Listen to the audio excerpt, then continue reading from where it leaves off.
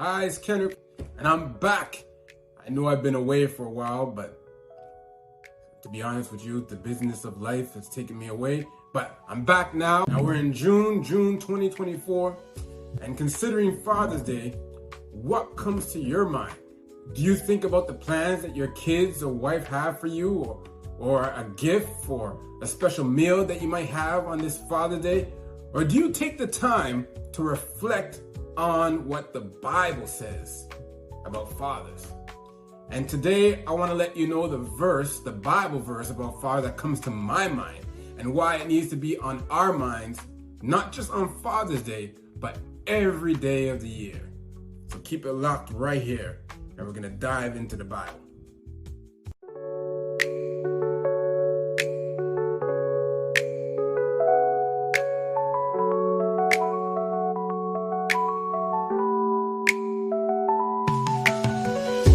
What is the verse that is on my mind this Father's Day and should be in our minds for every day of the year?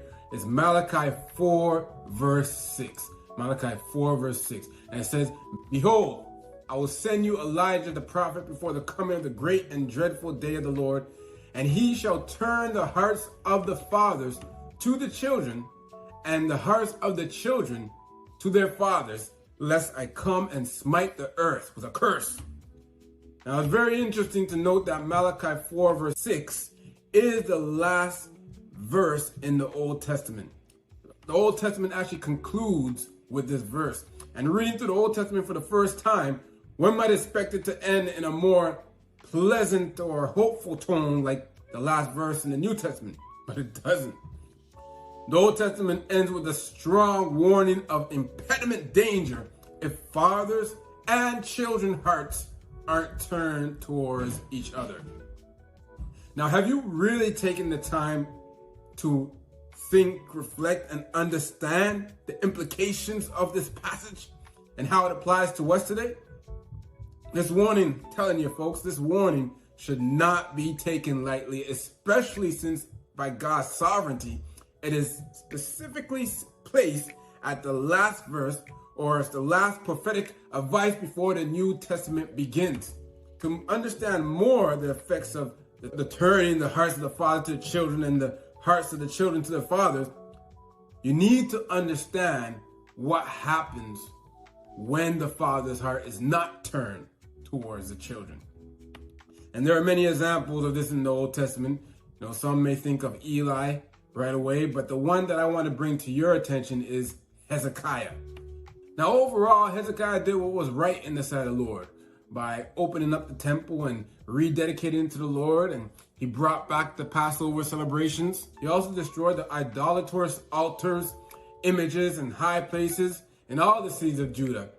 Now, even though in many ways Hezekiah initiated a spiritual revival in Judah, he still had his follies and infirmities like other men do. When the prophet learned that Hezekiah entertained ambassadors from Babylon, showing them all that the treasures in his house, Isaiah actually went to Hezekiah and prophesied in Isaiah 39 verse 6-7. Isaiah 39 verse 6-7 says, "Behold, the days come that all that is in thine house and that which thy fathers have laid up in store unto this day shall be carried to Babylon. Nothing shall be left, said the Lord. And of thy sons that shall issue from thee, which thou shalt beget, shall they take away, and they shall be eunuchs in the palace of the king of Babylon." Now, what was Hezekiah's response to this bad news? Because it is bad news. Look what Hezekiah says in the following verse. "Then said Hezekiah to Isaiah, Good is the word of the Lord which thou hast spoken. He said, moreover, for there shall be peace and truth in my days." How is this good news? Earlier, when the king of Assyria threatened Hezekiah with a great host against Jerusalem, Hezekiah responded by renting his clothes, covering himself with sackcloth, and sought God for help.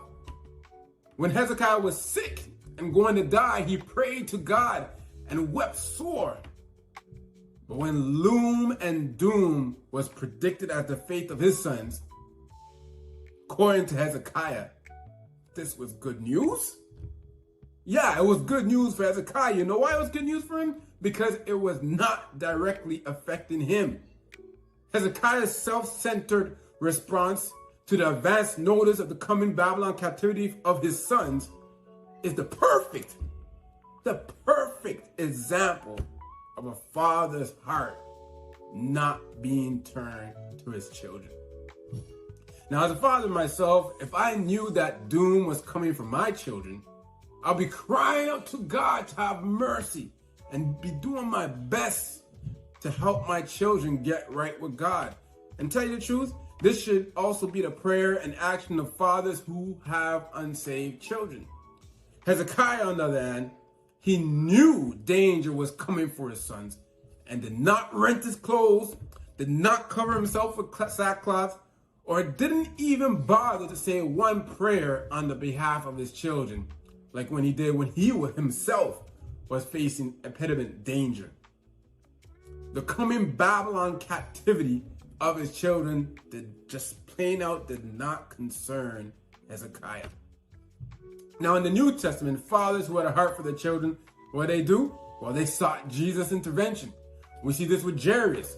When Jairus' daughter was dying, Jairus, a ruler of the synagogue, a man with prestige and authority, what did he do? He came down and he fell down at Jesus' feet and begged Jesus to come to his house on the behalf of his daughter.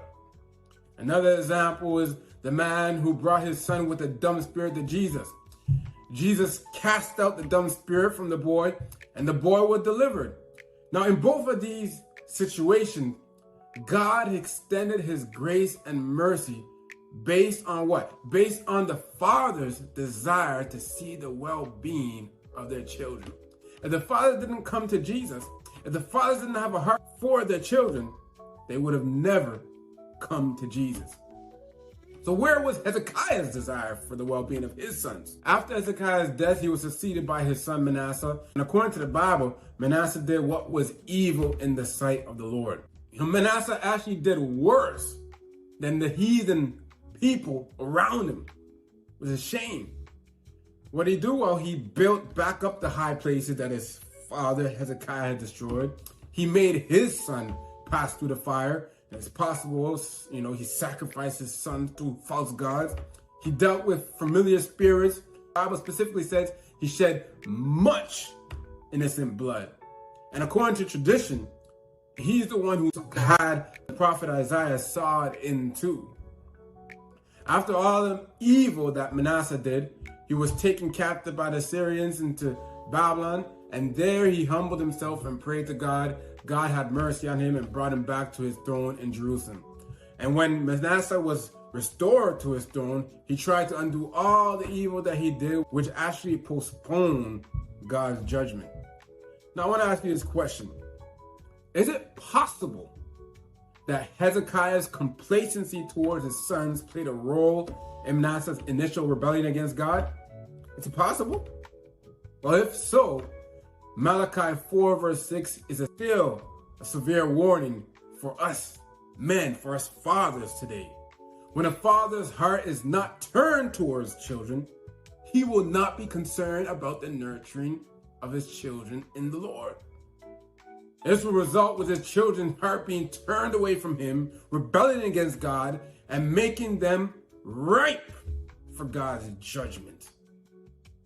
We as fathers need to remember Hezekiah's complacency by making sure that our legacy is not just about reopening and rededicating the temple, but having a heart towards our children so that they will want to go into the temple and serve God.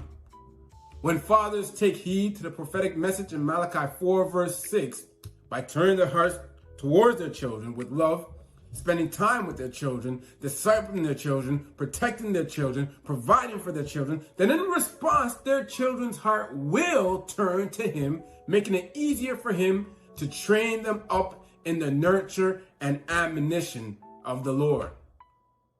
I have no greater joy than to hear my children walk in the truth. Now, for us as fathers, it is so easy for us to find joy in things like climbing the corporate ladder, or our hobbies, or taking extravagant trips, or eating, or just being able to relax.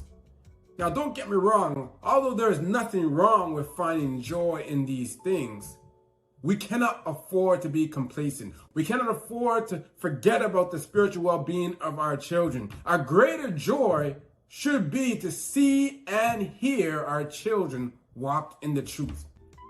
Everything that the world has to offer will pass away.